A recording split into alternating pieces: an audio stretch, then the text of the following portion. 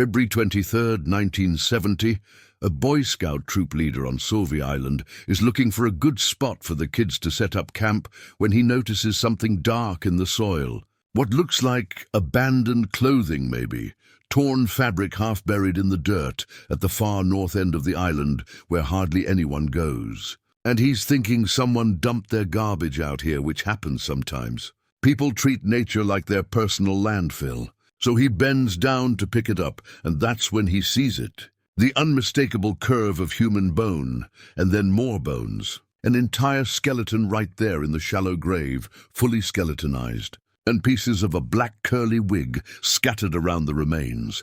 And this Boy Scout leader, he's seen a lot in his life, but nothing prepares you for finding a body, finding death like this. And within hours, Sauvi Island is crawling with police and investigators and the Columbia County Sheriff's Department, and they're carefully excavating this grave, documenting everything, photographing the scene, and what they find is the body of a young woman, a teenager really. And the evidence is clear as day that this was foul play, this was murder. Someone killed this girl and buried her out here thinking she'd never be found.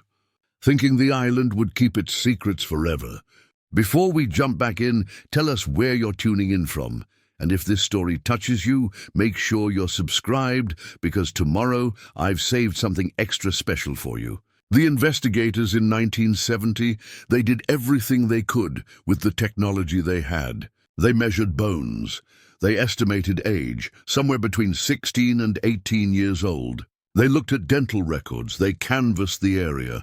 They asked questions. They followed leads. But this was 1970, and DNA testing didn't exist yet. Genetic genealogy was pure science fiction. And Sauvi Island is this wild place northwest of Portland. 11 square miles of farmland and forests and beaches, where the Multnomah Channel and the Columbia River meet. A place where people go to get away from the city, to pick berries in the summer, to hunt in the fall. And it's beautiful, but it's also isolated. And back in 1970, it was even more remote. Fewer people, fewer witnesses, easier to hide a crime. The detectives worked this case hard. They really did. They interviewed dozens of people. They checked missing persons reports from Portland and beyond. They tried everything they could think of. But without a name, without an identity, the case went cold, ice cold. And that young woman became known simply as Jane Doe. Just another unidentified body in the system, another unsolved mystery. Another family somewhere wondering what happened to their daughter, their sister, their friend. Years passed, then decades, and the Jane Doe from Sauvi Island sat in the files, sat in the evidence room, and investigators would pull the case out sometimes. Take another look, see if anything new had come up. But it never did. The trail was just too cold, too old. And meanwhile, Portland changed around this mystery. The city grew, technology advanced, the world moved on. But somewhere out there, a family was missing someone, wondering, worrying, hoping, grieving, living with this massive hole in their lives and not even knowing for sure what happened. And that's the cruelest thing about a missing person case, isn't it? That not knowing. That inability to grieve properly, to have closure, to understand what happened to someone you love. Sandra Young, though we didn't know her name yet. She was born June 25th, 1951, and by the late 1960s, she was a student at Grant High School in Portland. Grant, which is this historic school in the northeast part of the city, opened in 1924 with its distinctive colonial architecture. And Sandy, as her friends called her, she was just a teenager, just a kid, really, with her whole life ahead of her, and then sometime in 1968 or 1969, she vanished, just disappeared from the Portland metro area, and nobody knew what happened. No body, no crime scene, just gone. Now, Grant High School in the late 60s, you have to understand the time period here. This was Vietnam War era, this was counterculture, this was civil rights movement. This was a time of tremendous social upheaval. Young people were questioning everything, pushing boundaries, experimenting, rebelling. And Portland was caught up in all of it. The city had its hippie scene, its protests, its underground culture, and for a teenage girl navigating all of that, trying to figure out who she was, where she fit in. It could be exciting, but it could also be dangerous. And the truth is, we don't know exactly what happened to Sandy Young. We don't know who killed her or why. We don't know the circumstances that led to her death. But what we do know is that her family reported her missing. They were looking for her. They were worried. And then years went by with no answers, no closure, nothing. Her nephew, Larico Burkett Gibbs, he would later say there was no sense of closure, no sense of justice even after they identified her remains 54 years later. Because identifying someone is just the first step. It's not the end. It's actually just the beginning of trying to understand what happened, who's responsible, why this had to happen at all.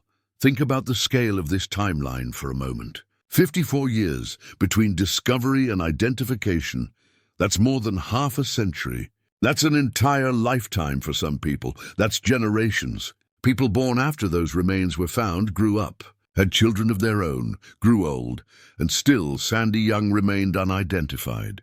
Still, the Jane Doe from Sauvie Island remained nameless. And her family, they lived their lives not knowing. Maybe they held out hope at first. Maybe they thought she'd come home. Maybe she'd call. Maybe there'd be a letter. But as years turned into decades, hope must have faded, been replaced by this awful uncertainty, this permanent limbo.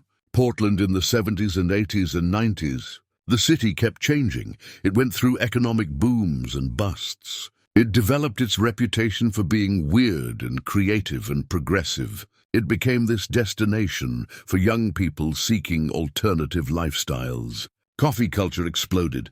Microbreweries popped up everywhere. The city became famous for its food scene and its environmental consciousness. But underneath all that growth and change, there were these cold cases, these forgotten victims, these mysteries that nobody had solved. And Sandy Young was one of them. The technology that would eventually solve this case didn't even exist when Sandy disappeared. Forensic genealogy using DNA databases, this was pure fantasy in 1968. Scientists had only just discovered the structure of DNA a decade earlier. The idea that you could use someone's genetic code to trace their family tree was inconceivable. But science moves forward, technology advances. And by the 1980s, DNA fingerprinting was developed. By the 1990s, it was being used in criminal cases. And by the 2000s, consumer DNA testing became available to the public. Companies like 23andMe and Ancestry DNA and GED Match allowed regular people to send in a sample and learn about their genetic heritage, connect with distant relatives, build family trees. And most people using these services, they were just curious about their ancestry, wanting to know if they were really part Native American, like Grandma said, or what percentage Irish they were, or if they had any Neanderthal DNA. Innocent genealogy stuff, hobby research. But what they didn't realize was that by uploading their DNA to these databases, they were potentially helping solve crimes, identify victims, bring closure to families who'd been waiting decades for answers. GD Match specifically became crucial for forensic investigations because, unlike the commercial companies, GD Match allowed law enforcement to search their database. Users opted in knowing their information might be used this way, and genetic genealogists, these specialized investigators who understood both DNA science and genealogy research, they started using GEDmatch to identify John Does and Jane Does, to find suspects in cold cases. And the most famous case was the Golden State Killer in 2018, where investigators used DNA from crime scenes and genealogy databases to track down a serial killer who'd evaded capture for decades. And suddenly, everyone realized the power of this technology, this combination of genetic science and family tree research. And cold case units across the country started looking at their unsolved cases differently, wondering if maybe, just maybe, they could finally get answers. Oregon State Police, they had Sandy Young's remains. They had DNA extracted from those bones found back in 1970, and they started working with genetic genealogists, uploading the DNA profile to GEDmatch, searching for matches. looking for any genetic relatives that might help them build a family tree. Work backwards to identify who this young woman was. And this kind of investigation, it's painstaking, it's detailed. It requires incredible patience and skill. You're looking at DNA matches that might be third cousins twice removed. You're building family trees going back generations. You're tracking down birth records and marriage certificates and obituaries, trying to figure out how all these genetic relatives connect, where the family trees intersect, who the common ancestors are, and then narrowing down from there to figure out which branch of the family tree could contain your unidentified person. Dr. Nietzsche Vance, the Human Identification Program coordinator at the Oregon State Medical Examiner's Office, she was working this case. She and her team were determined to give this Jane Doe back her name, to restore her identity, to let her family know what happened. And in 2021, they created a facial reconstruction using DNA technology, taking the genetic information and creating a rendered image of what Sandy might have looked like. And when you see that image side by side with actual photos of Sandra Young, the resemblance is striking. The technology had come so far that they could literally recreate someone's face from their DNA, predict their features, their coloring, their appearance, and that reconstruction was shared publicly, hoping someone would recognize her, hoping for tips, hoping for that breakthrough. But the real breakthrough came from GED Match, from that database of genealogy enthusiasts and family history buffs who had no idea they were helping solve a murder case. Somewhere, someone who was distantly related to Sandra Young uploaded their DNA to GED Match. Maybe they were researching their family tree. Maybe they were curious about their ethnic background. Maybe they were looking for long-lost relatives. We don't know their motivations, and their privacy is protected. But that upload, that simple act of curiosity, it created a match with the DNA from those remains on Sauvie Island. And suddenly the investigators had a lead. They had a genetic connection. They had a thread to pull, and they pulled it. The genetic genealogists got to work building family trees. And this is where the science becomes art in a way. Because you're not just looking at DNA percentages. You're researching history. You're finding documents. You're making connections between people and places and times. You're becoming a detective not just of crime, but of family history, of human connections across generations. And slowly, piece by piece, the tree took shape. Branches extending back in time, connections being made, possibilities being eliminated, and the circle grew smaller, the candidates fewer, until finally they had a name: Sandra Young, Sandy, born June 25, 1951, former Grant High School student, missing since 1968 or 1969, and they had to verify it, of course. They needed to confirm this wasn't just a strong possibility, but an absolute identification. So they looked at circumstantial evidence. They tracked down next of kin. They found family members who could provide reference DNA samples. And Dr. Sean Hurst, Oregon's chief medical examiner, he reviewed all the evidence, both genetic and circumstantial. And in October 2023, he made it official: the remains from Sauvie Island. The Jane Doe, who'd been nameless for 54 years, she was Sandra Young. And after more than 5 decades, she finally had her name back, her identity restored, her story no longer lost to time.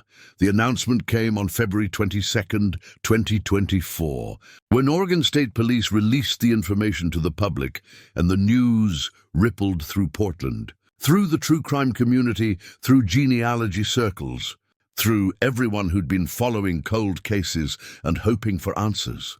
Here was proof that these old cases could still be solved, that time and technology could finally give victims back their names, give families some measure of peace, even after decades of uncertainty.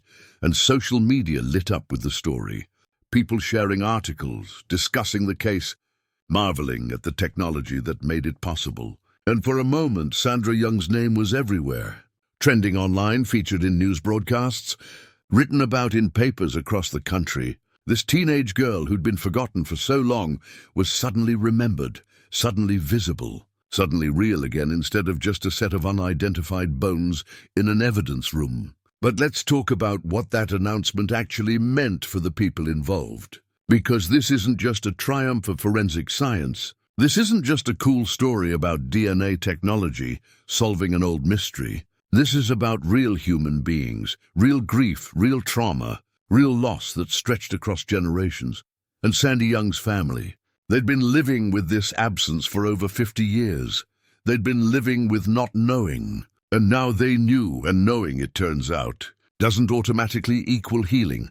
Larico Burkett Gibbs, Sandy's nephew, he spoke to reporters after the identification was announced. And his words are so important here because they cut through all the celebration about solving the case. They remind us what this really means. And he said there is no sense of closure.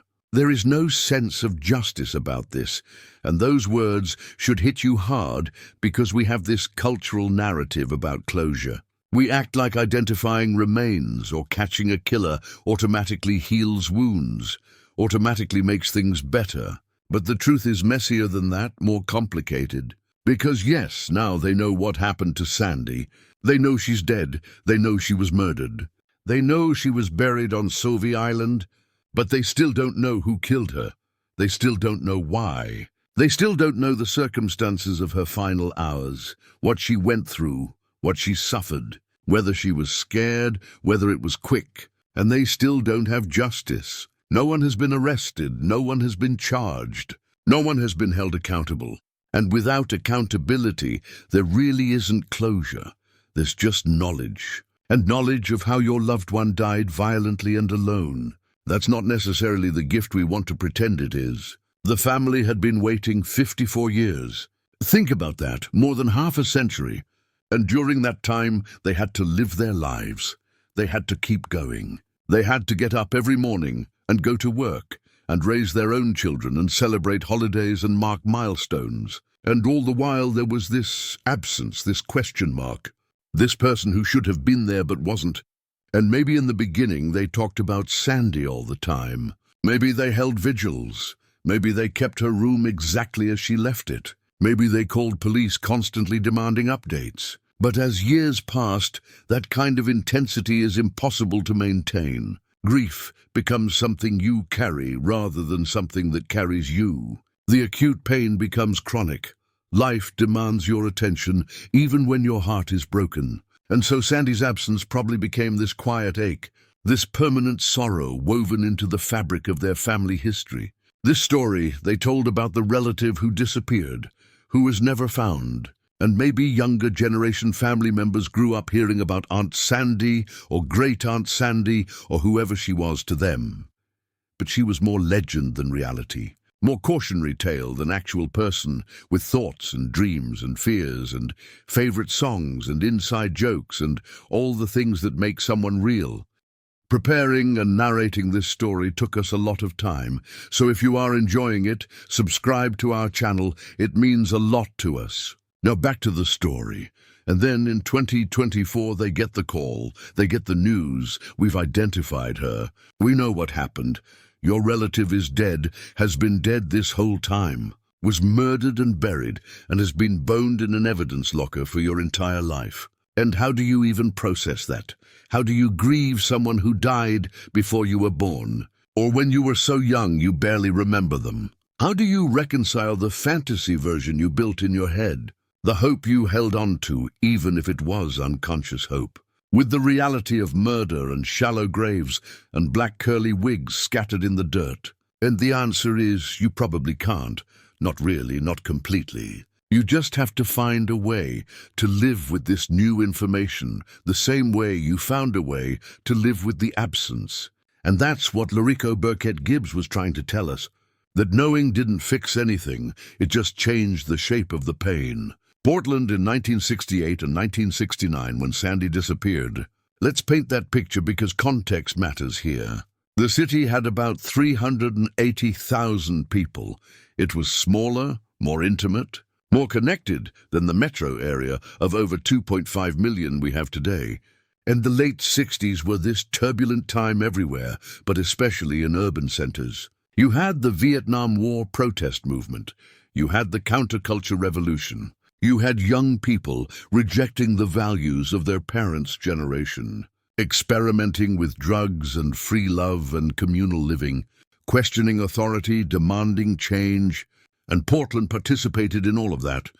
The city had its hippie enclaves, its underground newspapers, its radical bookstores and coffee houses, its anti-war demonstrations, and for young people it must have felt exciting and dangerous and full of possibility, but also chaotic and uncertain, and sometimes actually dangerous, not in the metaphorical sense, but in the very real sense of violence and exploitation and predators, who saw all that chaos as opportunity. Grant High School, where Sandy was a student.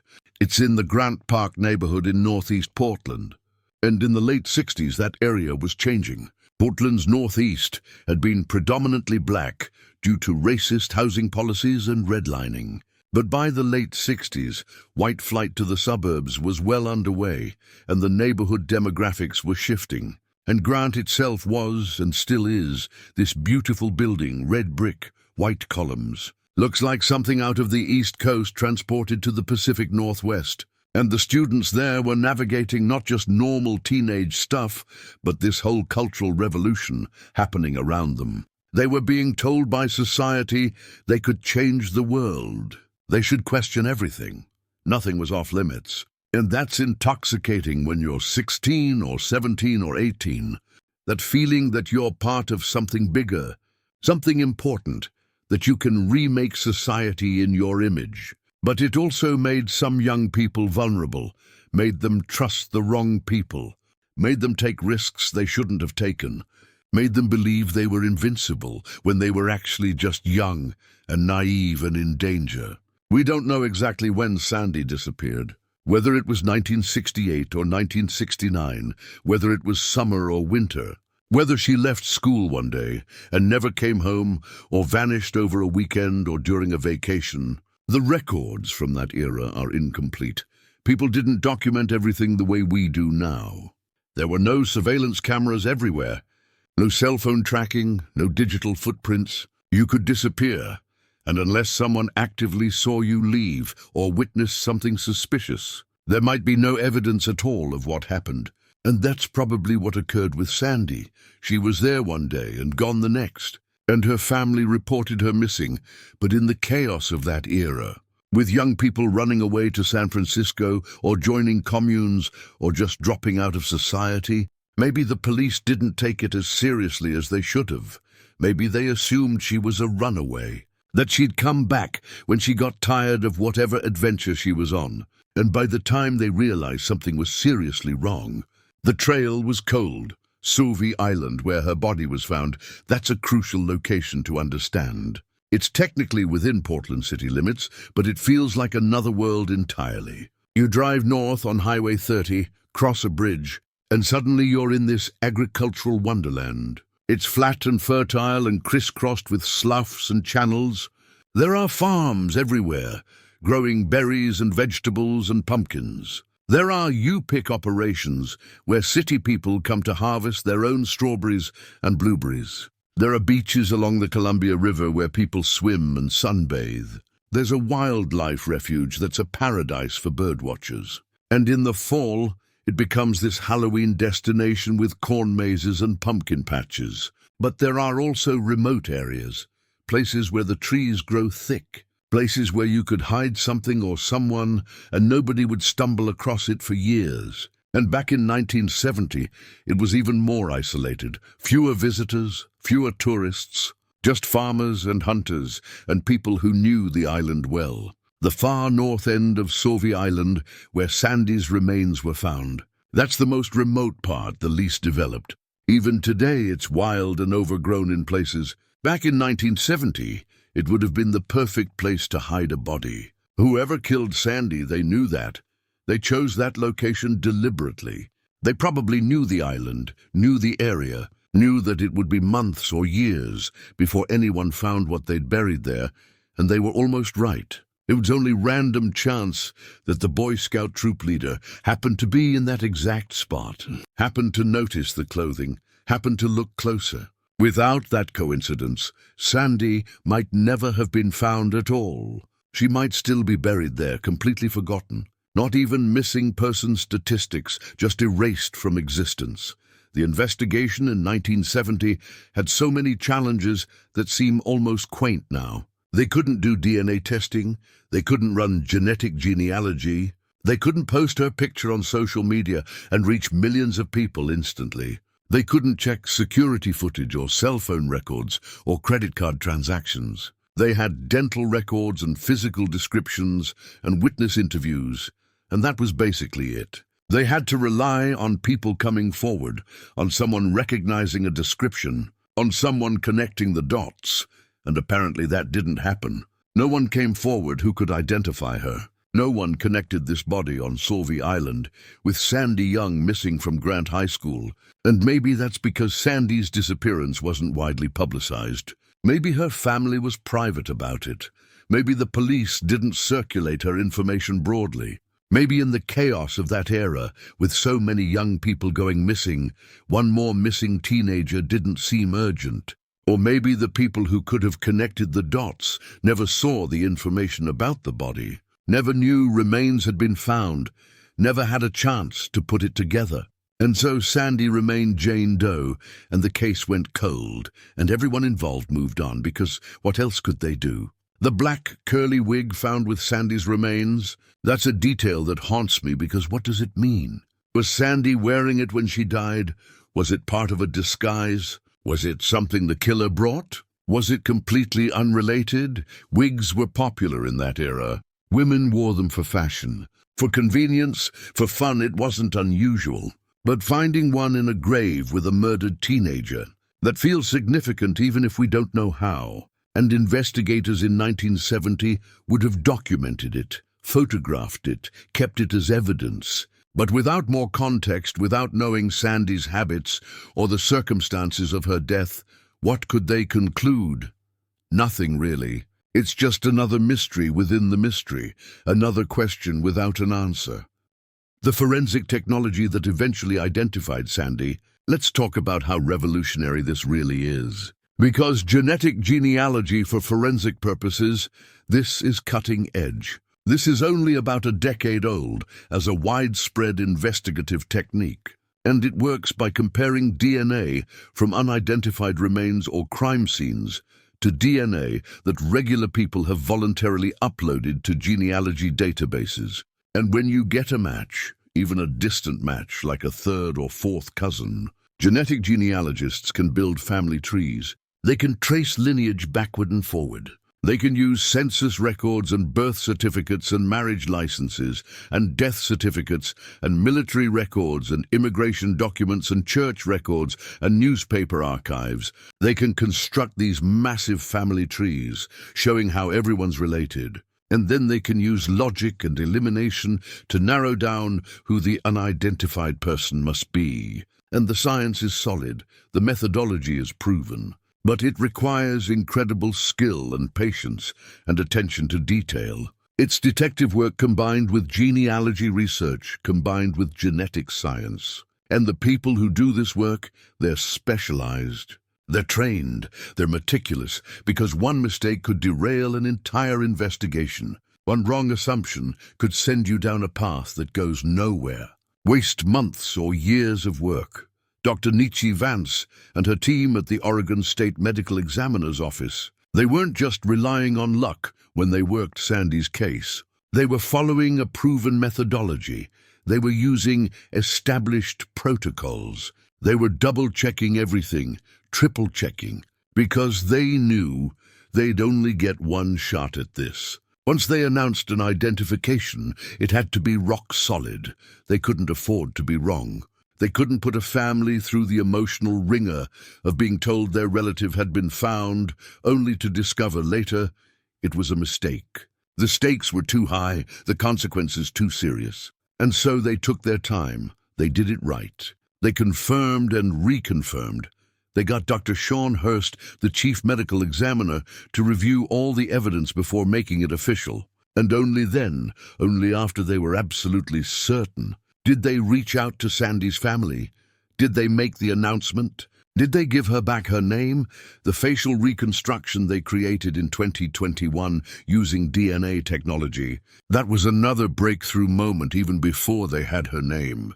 Because we're not talking about an artist looking at a skull and sculpting clay over bone structure trying to approximate features. We're talking about DNA phenotyping, taking genetic markers and predicting what someone's face looked like. Their eye color, their hair color, their skin tone, the shape of their nose and jaw and cheekbones. It's like magic, except it's science. And when you look at that reconstruction next to actual photos of Sandy Young, the similarity is striking. Not perfect, because no technology is perfect, but recognizable. Close enough that if someone who knew Sandy saw it, they might have recognized her, might have called in a tip. And that's the hope whenever these reconstructions are released, that someone out there will see it and remember. Will say, hey, that looks like this girl I went to school with. This girl from my neighborhood, this girl who disappeared. But in Sandy's case, that didn't happen. No one came forward. No one made the connection. And so the breakthrough came from the DNA database instead, from genetic genealogy, from science and patience and skilled investigators who refused to give up. Now let's talk about the bigger picture here, because Sandy's case is part of a larger pattern. Portland and Oregon generally have dozens of unsolved murders and missing persons cases, some going back decades, and each one represents a family living with uncertainty, living with grief, living with questions they can't answer. And law enforcement tries, they really do. Cold case units exist specifically to work these old cases, to look at them with fresh eyes, to apply new technology. But resources are limited. Detectives are busy with current cases. And sometimes these old cases just sit there. Not because anyone doesn't care, but because there are only so many hours in the day and only so much money in the budget. And it takes something special to get a cold case reopened and actively worked. Maybe new evidence surfaces. Maybe someone comes forward with information. Maybe a detective becomes personally invested. Maybe new technology becomes available. And that's what happened with Sandy. The technology caught up to the case. Genetic genealogy became viable and accessible, and the Oregon State Medical Examiner's Office had the resources and the expertise to pursue it. The ethical questions around forensic genetic genealogy are worth considering, because this technology is powerful, and powerful tools can be misused. When people upload their DNA to GEDmatch, they're making a choice about their own genetic information. But they're also potentially exposing their entire family tree. Their cousins and aunts and uncles and grandparents and descendants, people who never consented to having their genetic information used this way. And there's debate about whether that's acceptable, whether law enforcement should have access to these databases, whether there should be more restrictions or oversight. And different people have different opinions. Some folks say if you've got nothing to hide, why worry? Some say this is a violation of privacy and could lead to genetic discrimination or surveillance. And both perspectives have merit. This isn't a simple issue. But in cases like Sandy's, where the technology is being used to identify victims, not suspects, where it's giving names back to the nameless and closure to families who've waited decades, it's hard to argue it's not worthwhile. It's hard to say we shouldn't use these tools when they can do so much good. And GEDmatch specifically was set up with law enforcement access in mind. Users opt in knowing that their DNA might help solve crimes or identify remains. So there's consent there, there's transparency. It's not like police are secretly accessing private databases without permission. And that makes a difference ethically. That makes this use of the technology defensible. Sandy's case also highlights something we don't talk about enough, which is how many cold cases there are involving young women. How many teenage girls and young women have disappeared or been murdered over the decades, and how their cases often don't get the attention they deserve. There's this phenomenon in true crime and in law enforcement, where certain victims become priorities and others don't. Where white women from middle-class families get massive media coverage and intensive investigation, while women of color and poor women and sex workers and addicts get ignored. And it's called missing white woman syndrome. And it's real and it's terrible. And we don't know enough about Sandy's background to know which category she fell into.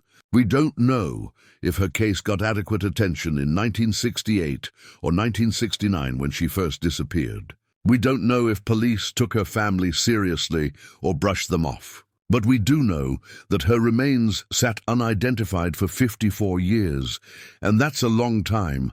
That's longer than many similar cases, and you have to wonder if things might have been different if she'd been from a wealthier family, or if her case had gotten more media attention, or if investigators had pursued it more aggressively.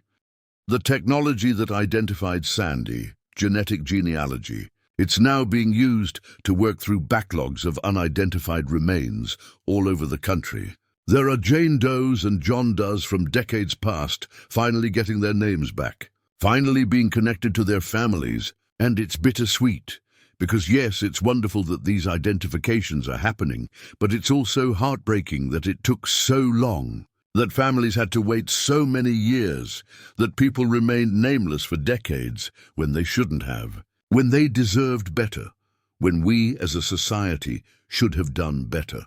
And every identification raises the question of how many more are out there. How many more Jane Does are sitting in evidence rooms waiting for someone to care enough to try to identify them, waiting for funding and resources and skilled investigators to take on their cases. And the answer is thousands.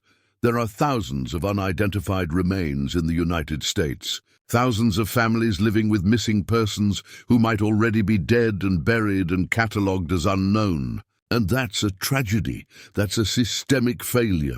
And while genetic genealogy is helping, it's not a magic solution. It's not going to identify everyone. Some remains are too degraded to extract usable DNA. Some people have no relatives who've uploaded their DNA to databases. Some cases are so old or so poorly documented that even with identification, there's no path forward to solving the actual crime. And so we're making progress, but slowly, incrementally, case by case. And each case like Sandy's is a victory, but also a reminder of how much work remains. Portland's history with crime in the late 60s and early 70s is darker than the city likes to remember. There were serial killers operating in the Pacific Northwest during that era. There were unsolved murders. There were young people disappearing. And the Portland Police Bureau was dealing with all of it, while also handling civil unrest and protests and the general chaos of the times. And some cases got solved and some didn't, and some fell through the cracks completely. And Sandy's case, it seems to have been one that fell through the cracks. Her disappearance was noted but not widely publicized. Her body was found but remained unidentified. The investigation happened but didn't lead anywhere. And then decades passed and memories faded and people retired or died, and the case became one of many cold cases. Just a file in a drawer, just a Jane Doe in the system, just a sad story without an ending, until suddenly it wasn't. Until suddenly technology and persistence gave it an ending, gave Sandy her name back, gave her family some answers, even if those answers came too late for closure or justice. The question of who killed Sandy Young, that remains unanswered and probably always will. 56 years have passed since her death. Whoever killed her is likely dead themselves by now or very old. And even if investigators had a suspect, they'd need evidence. They'd need proof. They'd need something that would hold up in court. And the chances of that existing after so much time are slim. Physical evidence degrades, witnesses die or forget. Crime scenes are long gone, and while DNA technology is powerful, it requires having suspect DNA to compare against. It requires having evidence from the crime scene that contains the killer's genetic material. And we don't know if that exists in Sandy's case. We don't know what evidence was collected in 1970. We don't know if it was preserved properly. We don't know if it's still viable for testing, and even if it is, even if they could extract a DNA profile of the killer, they'd need to match it to someone. They'd need that person's DNA in a database, or they'd need to build a genealogical family tree leading to suspects they could then test. And that's complicated and time-consuming and might not be possible. And so the reality is, Sandy's murder will probably never be officially solved. Her killer will probably never be identified or prosecuted. And that's the injustice her nephew was talking about. That's the lack of closure. Knowing she was murdered but not knowing by whom or why. Getting her name back, but not getting justice. The impact of cold cases on communities is something we should talk about because it's not just about the immediate family.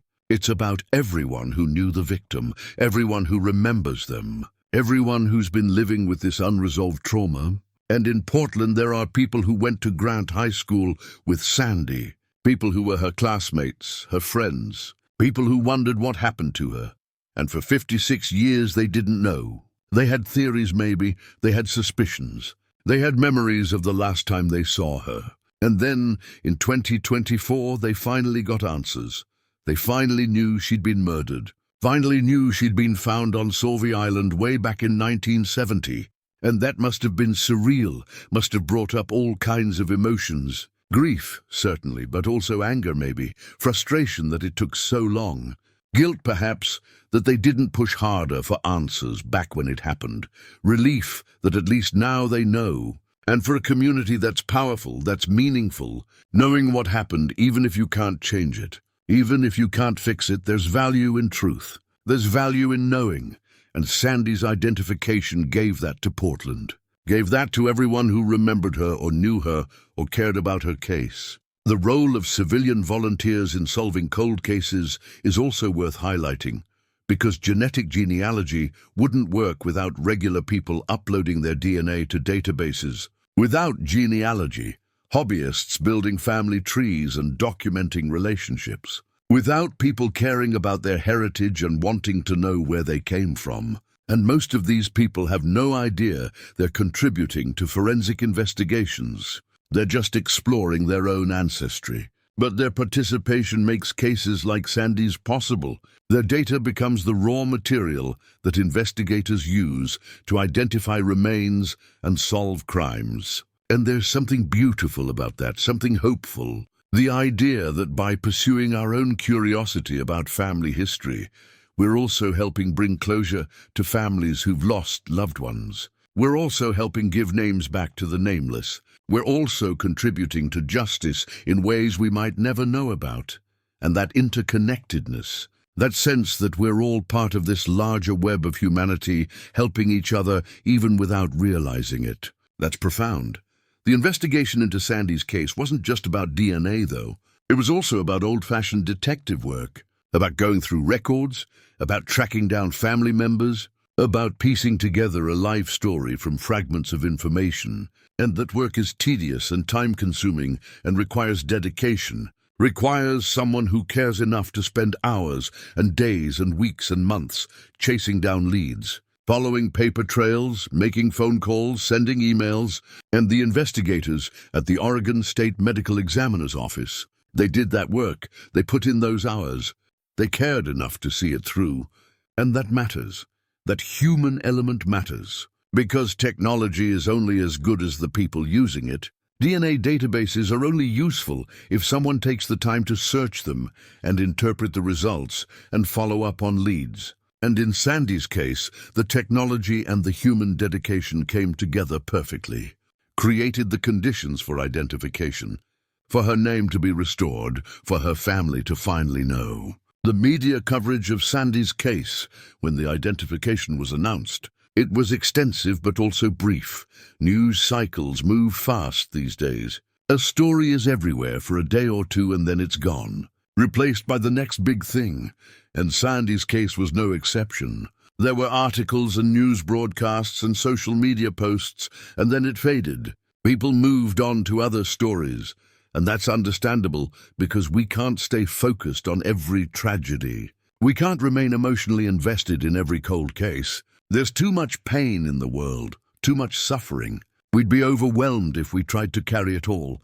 But it also means that Sandy's story, like so many others, became just another headline, just another cold case solved, just another data point in the statistics about forensic genealogy successes. And the individual humanity of it, The specific tragedy of this one girl's life cut short, that gets lost in the noise, and it's worth resisting that. Worth remembering that every cold case represents a real person with a real life and real people who loved them. Worth taking a moment to acknowledge that Sandy Young was a person. She had hopes and dreams and fears and desires. She had favorite foods and songs she loved and places she wanted to go. She had inside jokes with friends and complicated feelings about her family and plans for her future. She was real and she mattered and she was killed, and for 54 years nobody knew who she was. And now we do, and that matters. That's important, that's worth remembering. The broader implications of genetic genealogy for cold case work are significant. This technology has fundamentally changed what's possible in forensic investigation. Cases that were completely unsolvable 10 years ago are now being cracked. Identifications that seemed impossible are now routine. And law enforcement agencies across the country are recognizing this. They're training investigators in genetic genealogy techniques. They're allocating resources to cold case units. They're partnering with labs and genealogists who specialize in this work. And we're seeing results. We're seeing Jane Does and John Does getting identified. We're seeing decades-old crimes getting solved. We're seeing families getting closure, and the pace is accelerating. More identifications are happening every year. More cases are being worked, and while we'll never solve every cold case, while there will always be mysteries that remain unsolved, we're making real progress. We're bringing real justice and real peace to real families. And that's something to celebrate, even as we acknowledge how much work remains to be done. Sandy's family now has to figure out what comes next. They have her name. They know what happened to her in the most basic sense. They know she was murdered and where she was found.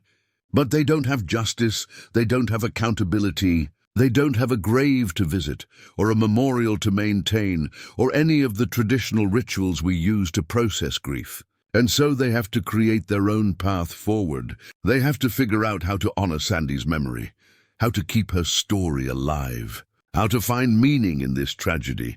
And that's hard work. That's emotional labor that will take years, maybe the rest of their lives. And we should have compassion for that. Should recognize that solving a cold case doesn't tie everything up in a neat bow. Doesn't make everything okay. It just changes the nature of the pain. Transforms uncertainty into knowledge, but knowledge that's often painful and difficult to bear. The Pacific Northwest in the late 60s and 70s earned a reputation that still haunts it today. This region became what some people call America's killing fields, a breeding ground for serial killers and violent crime that seemed disproportionate to the population. And while Sandy Young's case doesn't appear to be connected to any known serial killer, understanding the context of that era helps us understand why her case might have gotten lost in the shuffle, why one more missing teenager might not have gotten the attention she deserved when there were so many other horrors demanding police resources and public attention. The theories about why the Pacific Northwest produced so many serial killers are varied and complex. Some researchers point to lead exposure from gasoline and paint, creating neurological damage in a generation of children who grew up to be violent. Some point to the transient population and highway culture making it easy for killers to move between jurisdictions and evade capture. Some point to the isolation and vast wilderness areas providing perfect dumping grounds for bodies. And probably the truth is some combination of all these factors, plus others we haven't identified yet. But the result was clear. In the 70s and 80s, the region was terrorized by multiple serial killers operating simultaneously, and law enforcement was overwhelmed. Stretched thin, playing catch-up, and individual cases like Sandy's, cases that didn't fit the pattern of known serial killers, might have gotten less attention simply because resources were being directed elsewhere. Think about what was happening in the Pacific Northwest during the years after Sandy disappeared. You had Ted Bundy targeting young women across multiple states starting in the early 70s. You had the Green River Killer, who would later be identified as Gary Ridgway, murdering dozens of women in the Seattle area, starting in the early 80s. You had the I-5 Killer. You had multiple other serial predators, and each one of these cases generated massive investigations, consumed enormous amounts of police time and resources, created public panic and media frenzies.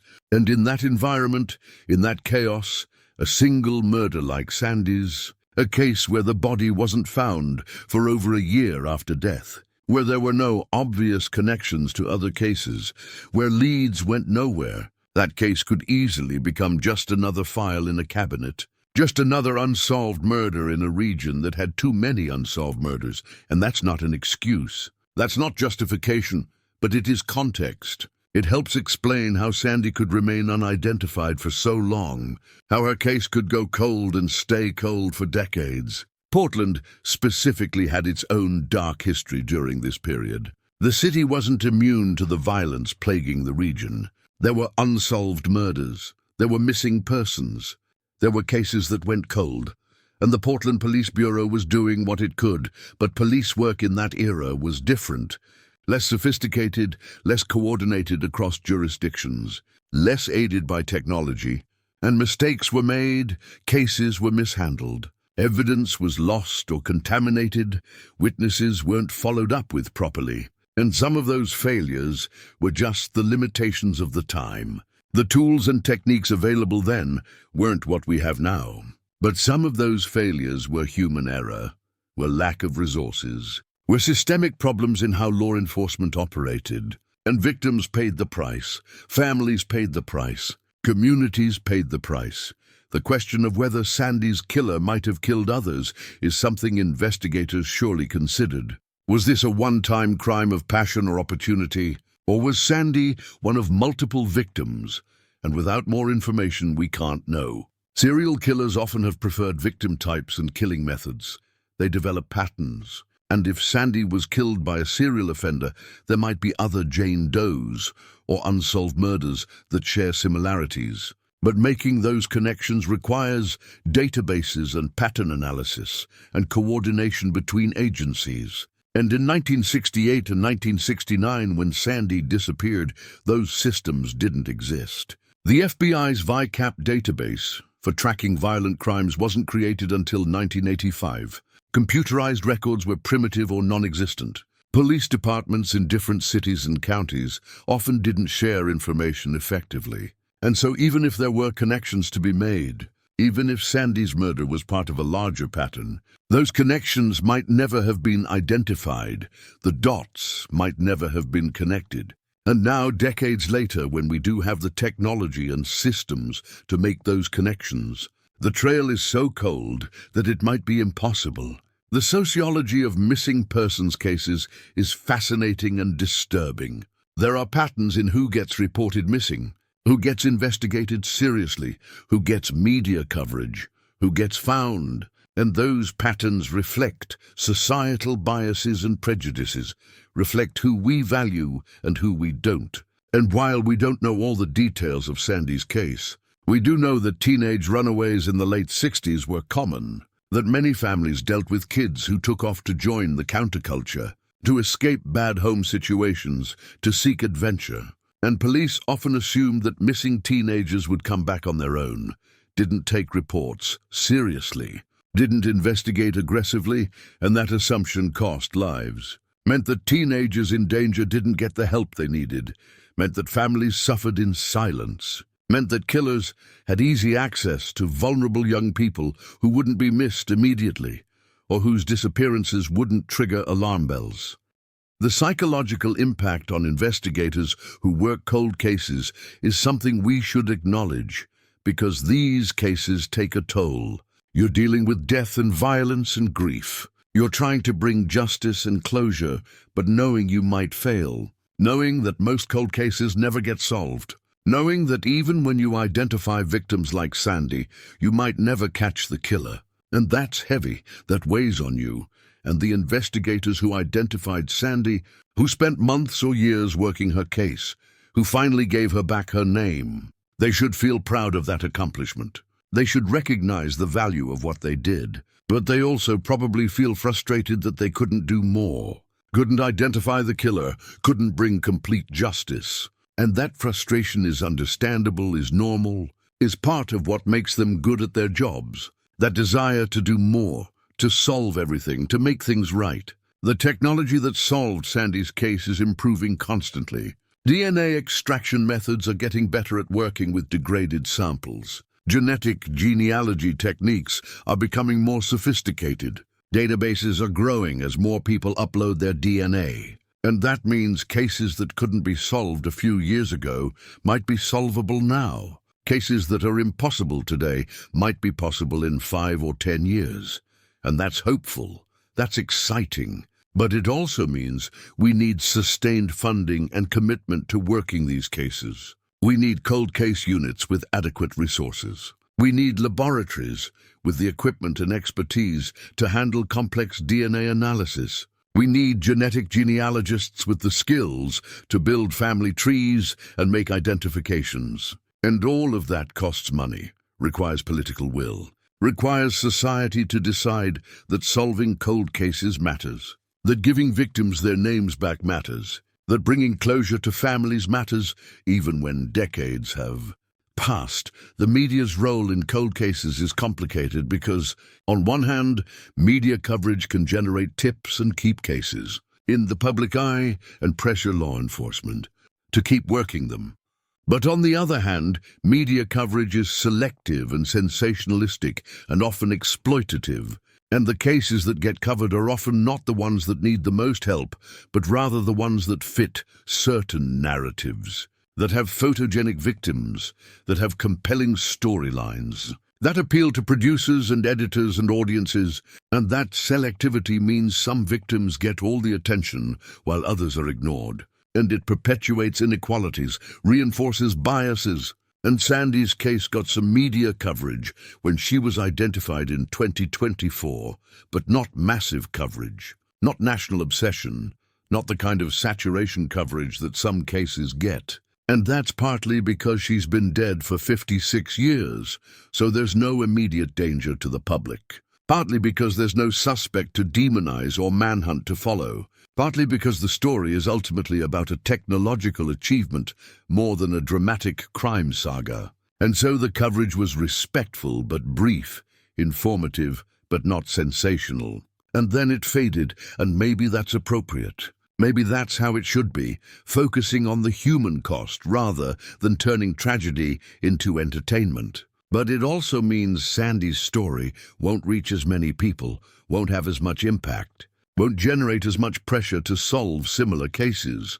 The legal challenges in prosecuting old cold cases are significant even when you identify a suspect, because you need evidence that's been properly preserved and documented. You need witnesses who are still alive and have reliable memories. You need to prove guilt beyond a reasonable doubt using evidence that might be decades old. And defense attorneys will challenge everything, will question chain of custody, will argue that evidence is tainted or unreliable, will point out that witnesses' memories have faded or been corrupted over time. And they should challenge everything. That's their job. That's how the justice system works. But it makes successful prosecution difficult. Means that even when cold cases are solved in the sense of identifying who did it, actually getting a conviction can be impossible. And prosecutors have to make hard decisions about whether to bring charges, whether they have a winnable case, whether it's worth putting families through a trial that might result in acquittal, and those decisions are made case by case, weighing evidence and likelihood of success and the desires of victims' families. And sometimes the decision is to not prosecute even when there's strong suspicion about who's responsible. And that's frustrating, but it's reality. It's how our legal system functions. And in Sandy's case, this is all theoretical anyway, because there's no identified suspect, no one to potentially prosecute, just an unsolved murder that will likely remain unsolved forever. The community response to Sandy's identification was relatively muted from what we can tell. There were no vigils or memorials, no public outpouring of grief. No widespread demand for justice, and that makes sense because most people didn't know Sandy. She's been gone for over half a century. The people who knew her are old now or dead themselves. The community that existed when she disappeared is gone, replaced by new residents who have no connection to her story. And Portland has changed so dramatically that the city Sandy knew barely exists anymore. The neighborhoods have been redeveloped. The people have turned over multiple times. The culture has shifted. And so her story resonates more as historical curiosity than personal tragedy for most Portlanders. And that's sad but inevitable. Time erases things. People are forgotten, stories fade, and without sustained effort to remember and honor victims, they slip into obscurity, become footnotes in true crime databases, become statistics rather than people. And resisting that erasure requires work, requires someone to care enough to keep the story alive, to make sure Sandy Young is remembered. Not just as a Jane Doe who was identified after 54 years, but as a person who lived and loved and had dreams and deserved better than she got. The process of notification, when a cold case victim is identified, is carefully managed because you're delivering news that's often devastating. You're telling people that their loved one is dead, has been dead for decades, was murdered. And that's traumatic even when families suspected as much. Even when they'd given up hope years ago, there's a difference between suspecting and knowing. Between hoping against hope and having that hope definitively crushed. And the investigators who make those notifications, they're trained in how to deliver bad news, how to support families, how to provide resources and information. But no amount of training makes it easy. No protocol can make it not terrible. And for Sandy's family, getting that call in 2024, telling them she'd been identified, that must have been surreal, must have brought up decades of buried grief, must have been simultaneously a relief and a new trauma. And navigating those complicated emotions while also dealing with media attention and police questions and deciding how to move forward. That's an enormous burden. That's a heavy weight to carry.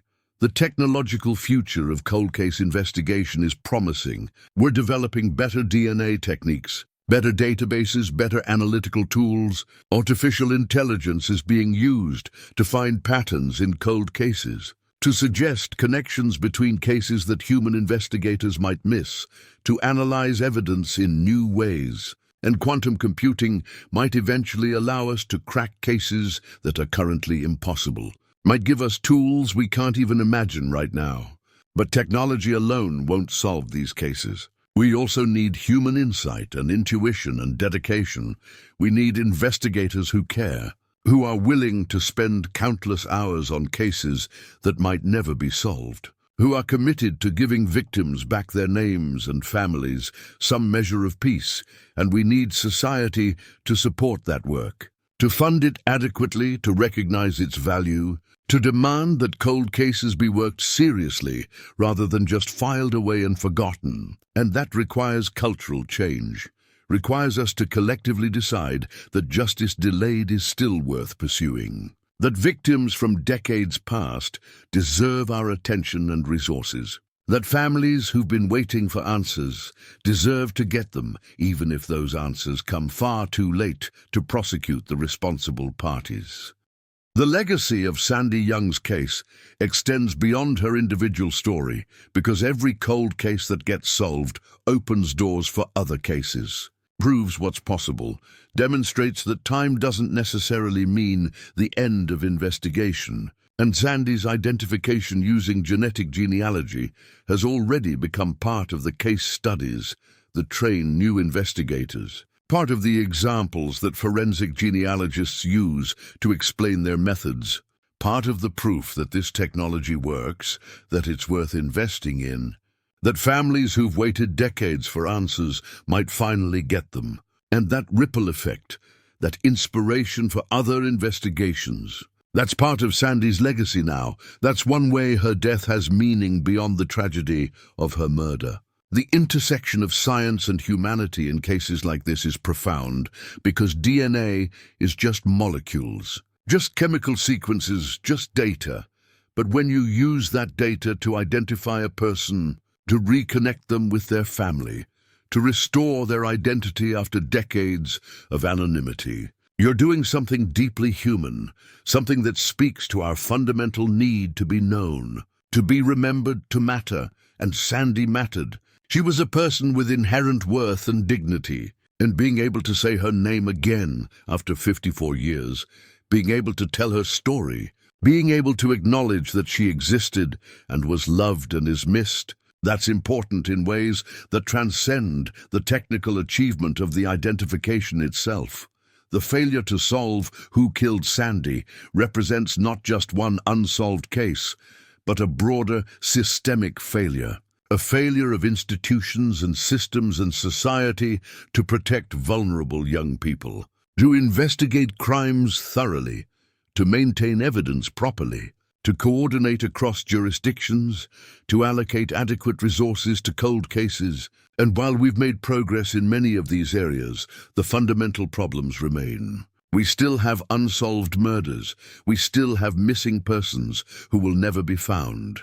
We still have families suffering without answers. And Sandy's case reminds us that every one of those cases represents a real person who deserved better, who deserved justice, who deserved to be remembered and honored and investigated properly. And until we solve these systemic issues, until we create systems that actually serve all victims equally regardless of their race or class or background or circumstances, we'll continue to have cases like Sandy's, cases that go unsolved for decades, cases where families wait in vain for answers that may never come. The transformation of Portland from the city Sandy knew in 1968 to the city we have today is dramatic. The population has more than doubled. The economy has shifted from manufacturing and timber to technology and creative industries. The culture has changed from conservative and industrial to progressive and quirky. The neighborhoods have been completely transformed through gentrification and development. And if Sandy could see Portland today, she wouldn't recognize it. Wouldn't recognize the food cart pods and the craft breweries and the bike lanes and the tech companies and the artisanal everything culture. She'd be amazed by smartphones and the internet and social media and all the technology we take for granted. And that disconnect, that vast gulf between the Portland of 1968 and the Portland of 2024, that's part of why her story feels so distant, so historical, so removed from our current reality. But the fundamental human experiences, love and loss and grief and violence and injustice, those haven't changed, those are timeless. And Sandy's story speaks to those eternal human experiences, even as the specific context of her life and death belongs to a vanished era. The other cold cases in Portland and Oregon that remain unsolved, there are dozens, maybe hundreds, depending on how far back you go and what you count as truly cold. And each one has a family, has people who remember and grieve and wonder, has a story that deserves to be told, has a victim who deserves justice. And resources are limited, so choices have to be made about which cases to prioritize, which ones to actively work, and those choices are made based on likelihood of success, availability of evidence, public pressure, media attention, and sometimes just the personal commitment of individual investigators who decide this is the case I'm going to solve. This is the victim I'm going to get justice for. And there's something almost random about it, about which cases get worked and which don't, which victims get their names back and which remain anonymous, and that randomness is unsettling. Suggests that justice is more about luck and timing than any kind of systematic fairness. But it's also reality. It's how human institutions function. Imperfectly, inefficiently, but sometimes successfully. Sometimes managing, despite all the limitations and challenges, to bring a measure of justice and closure to families who've waited decades for it. The role of advocacy in getting cold cases solved cannot be overstated, because cases that have advocates, that have families pushing for investigation, that have media attention, that have people who won't let them be forgotten. Those cases are more likely to get worked, more likely to get resources allocated to them, more likely to eventually be solved, and that's both good and bad. Good, because it means families aren't powerless. They can make a difference. They can keep pressure on law enforcement. They can keep their loved one's case in the public eye. But bad because it means cases without advocates. Cases where the family has given up or died or doesn't have the resources to push. Those cases are more likely to remain unsolved, more likely to be forgotten. And that's inequitable, that's unjust. Because every victim deserves equal effort, regardless of whether they have people fighting for them. The question of what justice means, when the perpetrator is likely dead, is philosophical and personal, and doesn't have one right answer. For some people, justice requires accountability, requires someone being arrested and tried and convicted and punished. And without that possibility, there can be no justice, just information, just knowledge, just the bitter satisfaction of knowing what happened without being able to do anything about it. For other people, justice is more about truth, about acknowledgement, about the victim being remembered and honored, about their story being told, about society recognizing what was done to them, even if the person who did it can't be held accountable. And both perspectives are valid, both reflect different ways of understanding what justice means, what it requires, what it accomplishes. And Sandy's family has to navigate these questions, has to figure out what justice means for them in this situation where they know Sandy was murdered, but will almost certainly never see her killer prosecuted, has to decide whether the identification itself provides enough closure or whether the lack of criminal accountability means they'll never have real closure. And those are intensely personal decisions. There's no right answer, no prescribed path forward. Just each person in the family figuring out how to live with this new information and how to honor Sandy's memory going forward.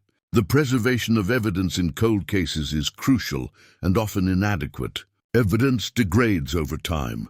Storage conditions aren't always ideal. Chain of custody gets murky when evidence changes hands over decades. And sometimes evidence just gets lost, gets misplaced during moves or reorganizations, gets destroyed accidentally or intentionally when someone decides it's no longer needed. And improving evidence storage and preservation is essential if we want to be able to solve more cold cases. We need climate-controlled facilities. We need robust tracking systems. We need policies that prevent evidence from being destroyed, even in old unsolved cases.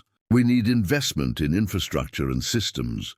And that costs money, requires budget allocations, requires political will, requires convincing legislators and administrators that this is important, that keeping evidence from cases that are decades old matters, that maintaining the possibility of future investigation and resolution is worth the expense and effort. The families of other unidentified remains watching Sandy's case must have felt both hope and anguish. Hope that if Sandy could be identified after 54 years, maybe their loved one could too. Maybe the technology would work for them. Maybe they'd finally get answers. But also anguish, because every case is different, every situation has unique challenges. And there's no guarantee that what worked for Sandy will work for everyone. Some remains are too degraded. Some families don't have DNA matches in databases. Some cases lack the resources or the investigator commitment to pursue genetic genealogy.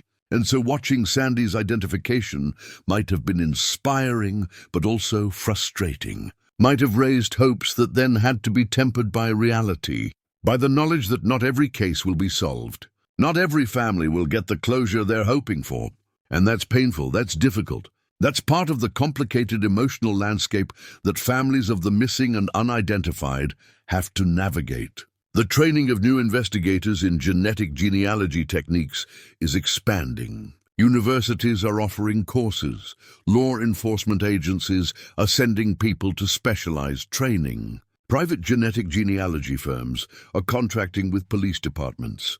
And this expansion of expertise means more cases will be worked, more identifications will be made, more families will get answers. But it also raises questions about quality control, about ensuring that the work is done properly, that family trees are built accurately, that identifications are confirmed thoroughly before families are notified. Because mistakes in this field can be devastating, can give families false hope or wrong information, can derail investigations. And so as the field grows, we need standards, we need certification programs, we need peer review. We need mechanisms to ensure that the work being done is reliable and accurate, and worthy of the trust that families and law enforcement place in it.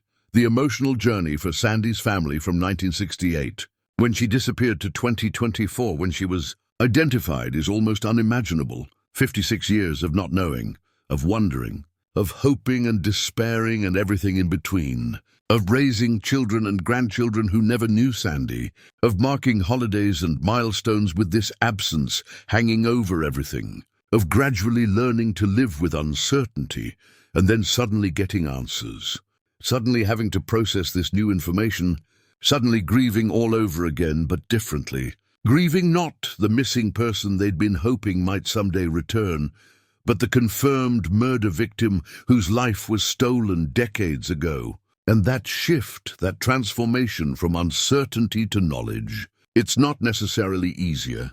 It's not necessarily healing, it's just different. And the family has to figure out how to integrate this new reality into their lives, how to mourn properly now that they know, how to honor Sandy now that she has her name back. And there's no roadmap for that, no instruction manual, just each person figuring it out as they go, supporting each other, trying to make meaning out of tragedy. The broader conversation about missing and murdered women that Sandy's case connects to is important because there are thousands of cases, thousands of women who've disappeared or been murdered, whose cases remain unsolved, whose families are still waiting for answers. And these cases disproportionately affect certain communities, affect Native American women at rates that are staggering and horrifying, affect women of color, affect poor women, affect marginalized women. And while Sandy's race and socioeconomic status aren't clear from the available information, her case is part of this larger pattern of violence against women, of society's failure to protect women, of the inadequate response when women go missing or are murdered.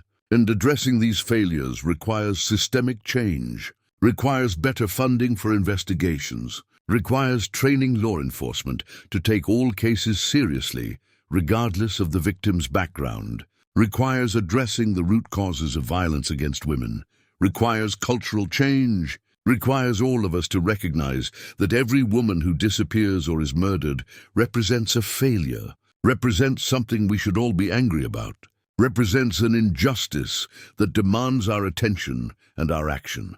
The scientific advances that made Sandy's identification possible are continuing to evolve. Researchers are developing new techniques for extracting DNA from increasingly degraded samples. They're improving the accuracy of genetic genealogy algorithms. They're expanding databases. They're finding ways to get information from smaller and smaller amounts of genetic material. And each advance opens up new possibilities, means cases that couldn't be solved last year might be solvable this year, means remains that were too degraded to analyze 5 years ago might be analyzable now. And that progress is accelerating. We're in a period of rapid advancement in forensic science. And the next decade is going to see dramatic improvements in our ability to solve cold cases, to identify unknown remains, to bring justice and closure to families who've been waiting. And that's exciting, that's hopeful, that's reason to believe that many more cases like Sandy's will be solved. Many more victims will get their names back. Many more families will get the answers they've been seeking. The memorial for Sandy Young, if one exists or will exist, that's for her family to decide whether they want a public memorial, whether they want a grave marker, whether they want to hold a service, whether they want to create some kind of lasting tribute. And whatever they decide is right, there's no should here. no obligation to perform grief in any particular way. Some families find comfort in public memorials, in gathering communities to remember and honor their loved one, in creating physical spaces where people can come to pay respects. Other families prefer privacy, prefer to grieve and remember in intimate family settings without public attention. And both approaches are valid.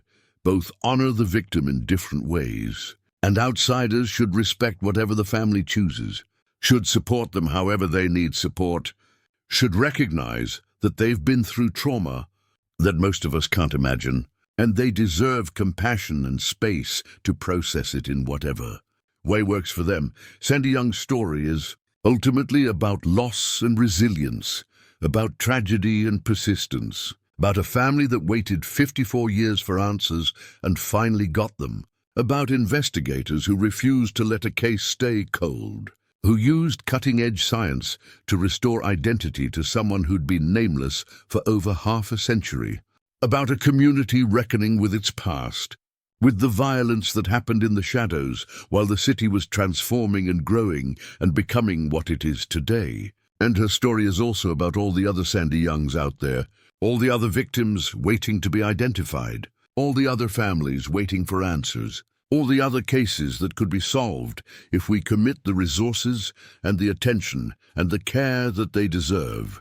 And if this case teaches us anything, it should teach us that time doesn't erase injustice, that even decades later, justice is still worth pursuing, that giving victims back their names matters, that bringing families closure matters, that every unsolved case represents a person who deserves to be remembered, who deserves to have their story told, who deserves justice, even if that justice comes far too late, even if that justice is incomplete, even if all we can do is say their name and acknowledge that they mattered, that they were here, that they were loved, that they are missed. And Sandy Young was all of those things. She was a person, she had a life, she had people who loved her. And now, finally, after 54 years of anonymity, she has her name back. Sandra Young, born June 25, 1951, died sometime around 1968 or 1969, former Grant High School student, daughter, sister, aunt, friend, person, victim remembered. The words that Dr. Nisi Vance spoke when Sandy's identification was announced deserve to be examined more closely because they reveal so much about what this work means to the people doing it. She said Sandra Young has now regained her identity after 54 years. And that phrasing is important. Regained her identity. Not was identified, but regained, as if identity is something that belongs to a person. Something that can be taken away and then returned. Something that exists independent of whether we know someone's name or not. And there's truth in that perspective. Sandy was always Sandy, even when we didn't know who she was. She was always a person with a history and a story, and people who loved her. Being unidentified didn't make her less real, didn't erase her existence. It just meant we couldn't connect her physical remains to her life story, couldn't link the bones on Sauvie Island to the teenage girl who walked the halls at Grant High School. And now that connection has been restored, that's what regaining identity means. Reconnecting the physical evidence of death to the lived experience of life, making Sandy whole again, at least in our understanding of who she was. Dr. Vance also said this represents a remarkable amount of diligence and collaboration between family members, detectives, Oregon State Medical Examiner staff, and contract genealogists. And that word collaboration is crucial because solving cold cases isn't about lone wolf investigators having brilliant insights. It's about teams of people working together, sharing information, combining expertise, staying committed even when progress is slow. And in Sandy's case, that collaboration stretched across years and involved people with very different skill sets. Forensic scientists who could extract and analyze DNA, genetic genealogists who could build family trees and identify matches, detectives who could track down leads and verify information, family members who could provide reference samples and historical context. And all of these people working together, that's what made identification possible. That's what brought Sandy home. The phrase, "give her back the dignity of her name," appeared in some of the media coverage, and it's powerful because it speaks to how being unidentified strips away dignity, reduces a person to a set of physical characteristics, height and weight and estimated age, dental work and skeletal features, transforms a human being into an evidence item. Jane Doe, number whatever, case file such and such. And there's something profoundly undignified about that. About being known only as remains, only as a mystery, only as an unsolved case. And restoring someone's name, telling the world this is Sandra Young. This person had a life and an identity, and people who loved her, that's giving back dignity. That's honoring them as a full human being, not just a forensic puzzle, and the people working these cases. They understand that. They feel the weight of it. The responsibility of restoring not just identity, but dignity. Treating victims with respect, even decades after death. Even when there's no one left who remembers them clearly. Even when solving the case brings no traditional justice. The act of identification itself is a form of justice. A recognition of personhood, an acknowledgement that this life mattered. The investigation into how Sandy died and who killed her continues, at least nominally. There's no statute of limitations on murder. The case remains open, even though the likelihood of solving it decreases with every passing year. And investigators will probably pursue any leads that emerge. Will probably look at the evidence again if new forensic techniques become available. Will probably compare the case to other unsolved murders, looking for patterns or connections. But realistically, the chances of identifying and prosecuting Sandy's killer are vanishingly small. Whoever killed her probably died years ago. And even if they're somehow still alive, they'd be in their 70s or 80s at minimum. And building a prosecutable case after 56 years borders on impossible. But keeping the case open matters symbolically. Sends a message that we haven't given up. That we still care, that Sandy's murder still demands justice, even if that justice never comes. The reaction from true crime communities online when Sandy's identification was announced was interesting. Because these communities are huge now. Millions of people follow cold cases, discuss theories, share information. And when a case gets solved, there's this collective celebration mixed with relief. One more mystery solved, one more family getting answers, one more victim getting their name back. And Sandy's case was discussed extensively for a few days. People shared articles, talked about the genetic genealogy process, expressed sympathy for the family, marveled at the technology. But then, as always, the conversation moved on to the next case, the next mystery, the next unsolved crime. Because there are so many of them, so many cold cases demanding attention. And individual cases can't hold the spotlight for long. And that's fine. That's how attention works in the digital age. But it does mean that cases like Sandy's become part of this flow of information. This stream of solved mysteries that people consume and discuss and then forget. And the deeper human story, the specific tragedy of this one girl's murder that gets lost in the volume, becomes just another data point in the larger narrative about cold cases and DNA technology and forensic breakthroughs. The cost of solving cold cases using genetic genealogy is significant and worth discussing because this work isn't cheap. DNA extraction and analysis costs money. Genetic genealogy services cost money. Investigator time costs money. And when you're working a case that's decades old, that has no active suspect, that brings no immediate public safety benefit, justifying those costs can be difficult. Budget committees want to know why you're spending thousands of dollars on a case from 1968 when there are current cases demanding resources. And the answer has to be about values, about what we think society owes to victims and families, about whether justice has an expiration date, about whether we're willing to invest in giving people back their names and their dignity, even when it doesn't lead to arrests or convictions. And different communities answer those questions differently. Some jurisdictions prioritize cold cases and allocate significant resources to them. Others barely work cold cases at all, focus everything on current crimes. and that disparity means some victims get justice and others don't, based largely on geography, based on where they happen to be murdered. And that's troubling, that's unfair. But it's reality. The training that investigators receive in working with families of long-term missing persons is specialized and important because these conversations are incredibly delicate.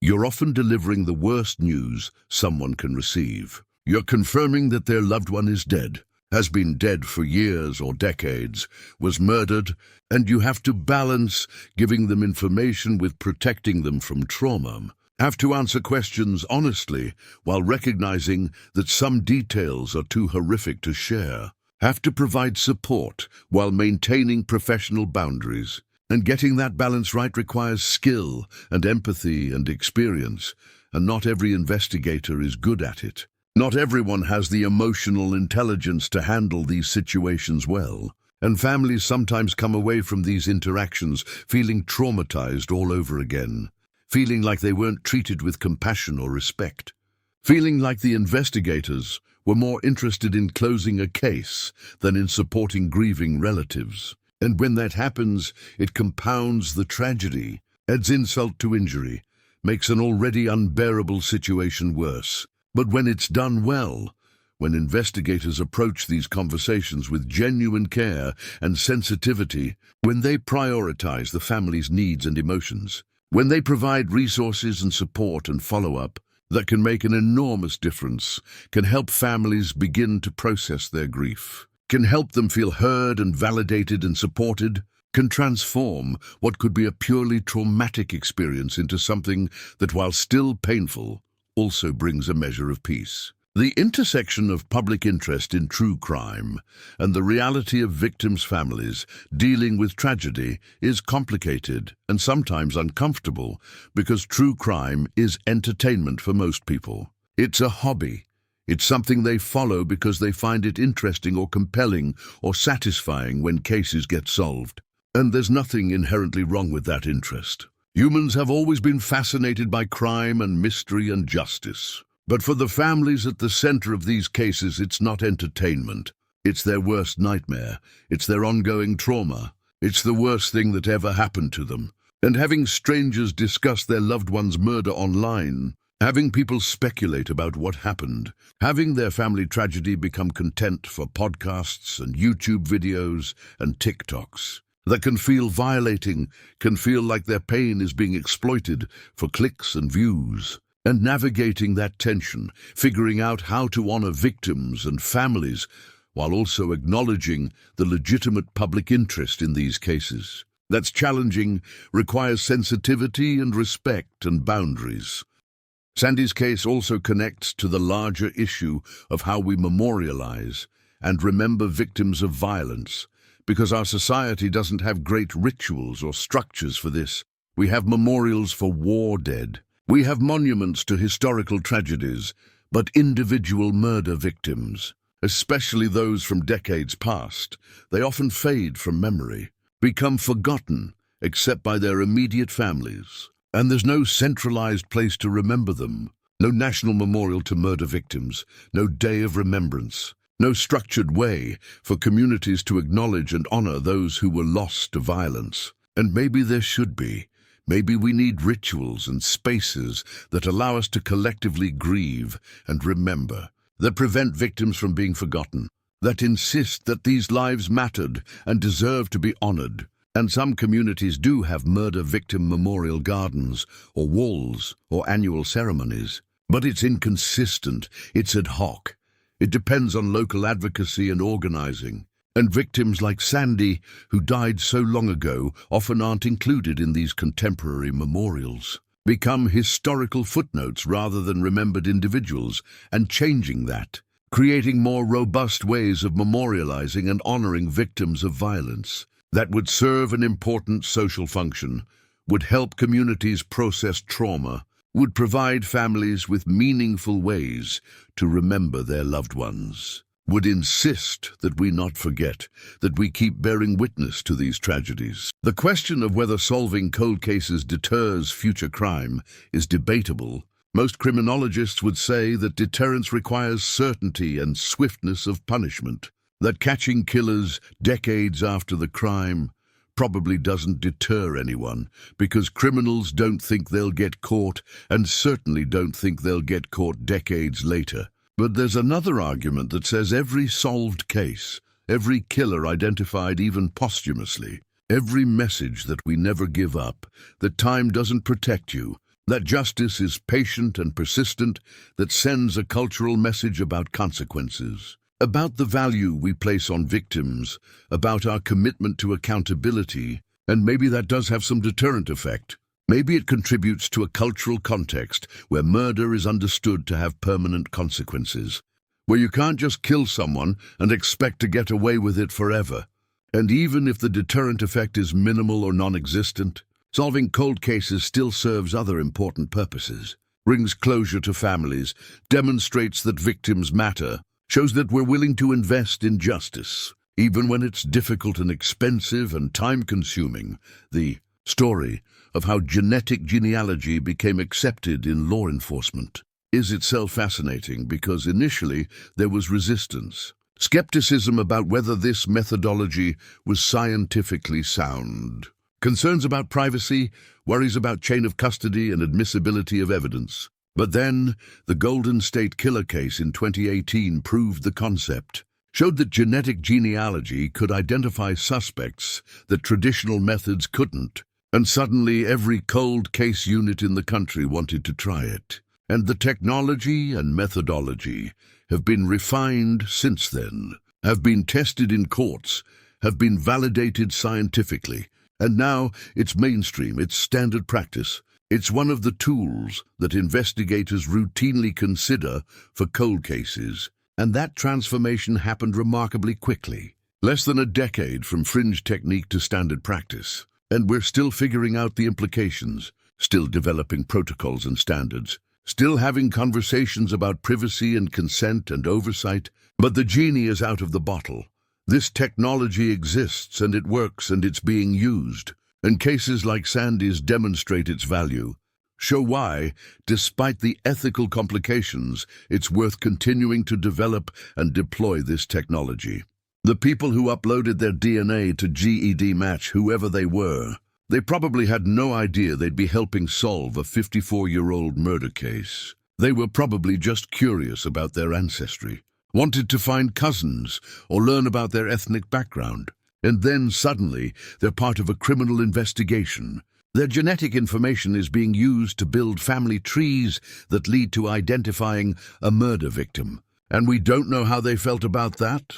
Whether they were proud to have helped or uncomfortable with their information being used this way. GED Match users opt in to law enforcement access, so presumably they were okay with it in principle. But the reality of actually being part of solving a real case, that might have been surprising, might have felt strange. And this raises interesting questions about collective responsibility and community contribution, about how, by participating in these databases, we're all potentially contributing to solving crimes. We're all part of this larger network of information that can be used for justice. And there's something both powerful and unsettling about that, about the ways our individual choices and our genetic information connect us to strangers and to histories we never knew we were part of.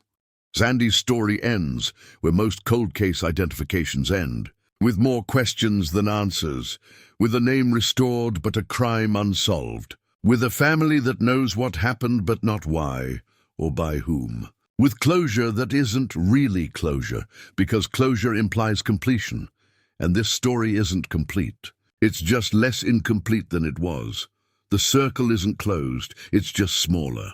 And maybe that's the most honest way to think about these cases. Not as puzzles that get solved, but as tragedies that get slightly less mysterious. Not as closed cases, but as partially resolved ones. Not as bringing closure, but as bringing knowledge. Bringing acknowledgement, bringing recognition. And maybe that's enough.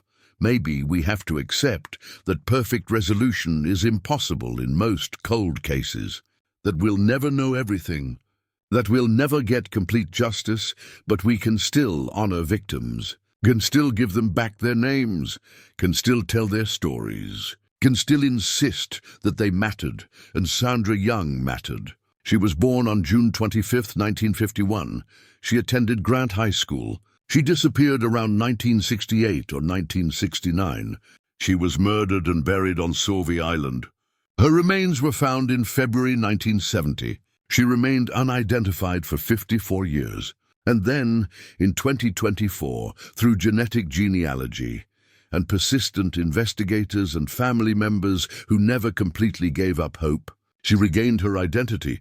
She became Sandy Young again. She was no longer Jane Doe.